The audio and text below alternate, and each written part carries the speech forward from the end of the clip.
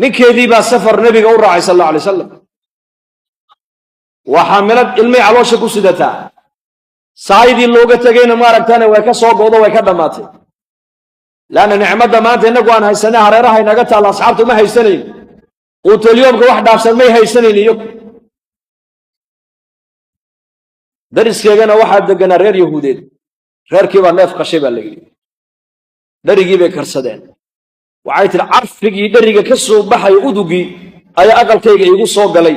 deedna gaajadii iyo baahidii ayaa igu ziyaaday tiraano uurle walibana waxaan isaysan kari waayo way tiri waxaanu imidan naagtii yahuudiyadii markaas aan ku yiri qori daba isii qoriga daba ii dhiibtay bay tiri marka maqsuudkaygu qoriga ma ahayne waxaan islaha ha ku eegto wajigaada oo gaajada iyo rafaadka ka muuqda ha dareento oo deedna maaragtay dhariganay karsatay xoolaha hilib yar iyo maraqa kaaga dartaan islaha